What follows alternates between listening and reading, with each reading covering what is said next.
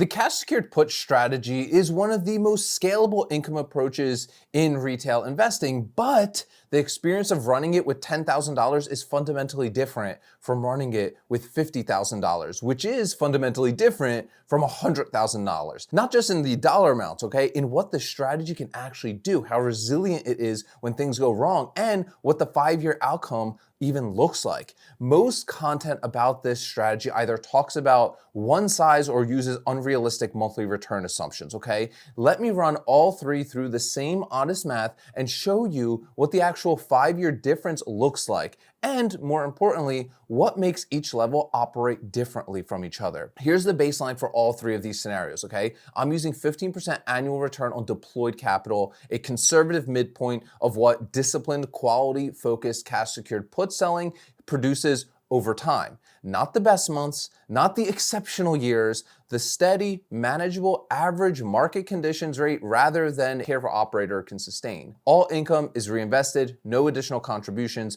just the starting amount working through the strategy over the course of 5 years. At 15% annually, the math is consistent across all three starting points, right? The capital grows to approximately 2 times what you started with in 5 years. 10,000 becomes roughly, a little over 20,000. 50K becomes roughly a little over 100,000. 100,000 becomes roughly over 200,000. The 5-year growth multiple is identical for all three. What's different is everything else. How many positions you can run simultaneously, how much damage a single bad assignment causes, what the monthly income looks like in practice, and whether the strategy can withstand real-world adversity without forcing reactive decisions. So here's the framework that explains why account size matters beyond the compounding math here, okay? Cash secured puts have 2 types of risk. The first is position level risk, a single assignment on a declining stock, right? The second is portfolio level risk, multiple assignments in the same period or a sustained covered call phase that ties up all available capital that we have. The ability to absorb portfolio level risk depends entirely on how many positions you can run simultaneously and how much reserve you can maintain. Small accounts have only one way to respond to a simultaneous adversity like this: freeze and wait. Larger accounts have the structure to absorb a bad quarter in one position while other positions continue generating those premiums. This is the structural difference that a spreadsheet comparison doesn't capture. The $10,000 account and the $100,000 account might both grow, let's say at 50% annually in good conditions, but in a quarter where 2 positions get simultaneously assigned on declining stocks, the $10,000 account is completely frozen and the $100,000 account absorbs the impact without a big disruption.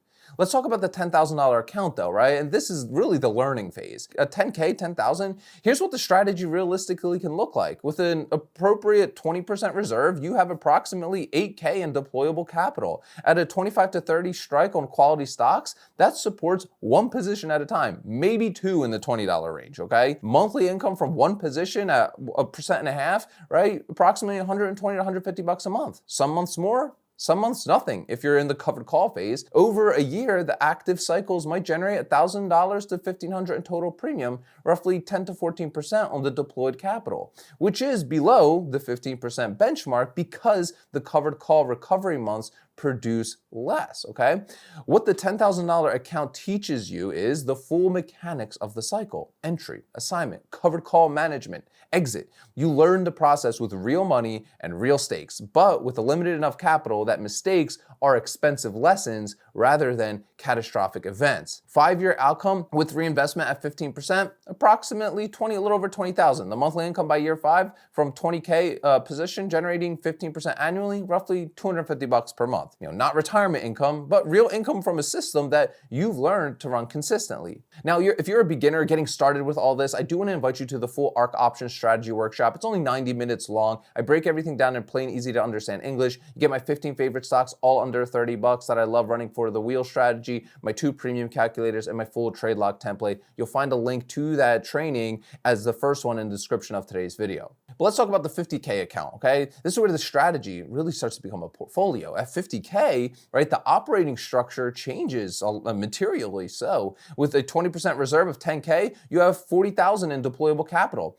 That supports 3 to 5 simultaneous positions in quality price stocks between 20 to 35 bucks. You can hold different sectors simultaneously. You got consumer staples, industrials, healthcare. So a bad quarter in one area doesn't pull down every position. This is the first level where simultaneous bad assignments don't freeze the account. If 2 positions get assigned, the third continues generating put premium. The reserve absorbs the covered call phase without requiring you to stop deploying capital entirely, okay? Monthly income from 4 positions at 1.5% per cycle, approximately $600 a month when everything is running cleanly.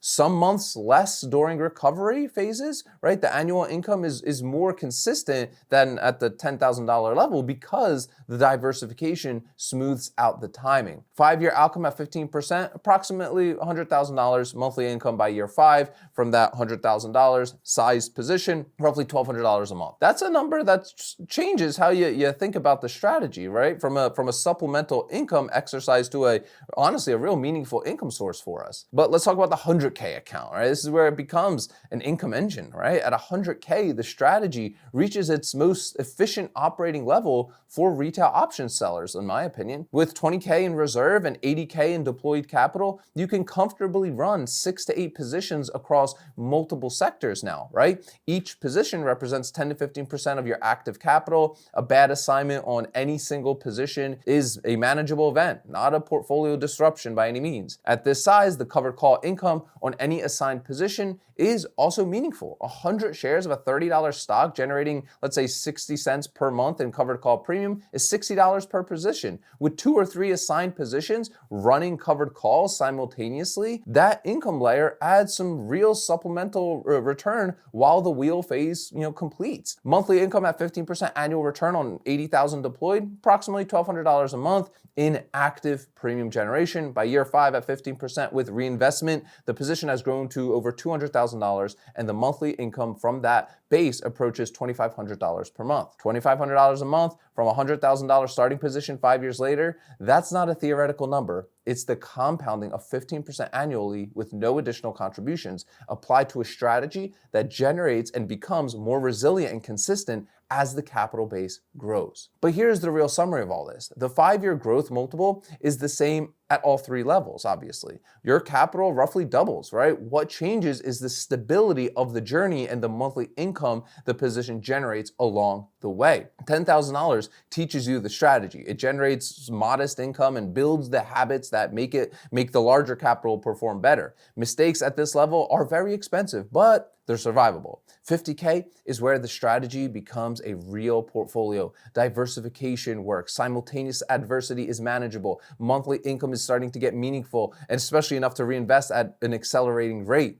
100,000 is where cash secured puts function as a genuine income source. Monthly income approaches a level that supplements or eventually replaces a potential salary. The position size creates the resilience that lets the strategy run through normal market volatility without disruption. If you're at 10,000 now, the goal isn't to run the strategy perfectly at 10,000 forever. It's to run it well enough to grow it towards 50,000 and then towards 100,000, where the strategy's real power becomes visible. I got some questions for you guys as always in the comments section. We always have great convos down there. Number 1, which of these 3 account levels are you currently at? And does seeing the 5-year trajectory change how you think about your timeline? And number 2, what's your monthly contribution target to grow your options account? And do you have a specific capital milestone that you're working toward? Let us know down below in the comment section. Also, if you're a beginner, I want to invite you to the full Ark Options workshop, 90 minutes long. I break everything down in plain and easy to understand English, and I give you some incredible free gifts, my 15 favorite stocks under 30 bucks, my 2 premium calculators, and my full trade log template. You'll find a link to that training as the first one in the description of today's video, guys. As always, sell options, collect premiums, repeat. I'll see y'all tomorrow.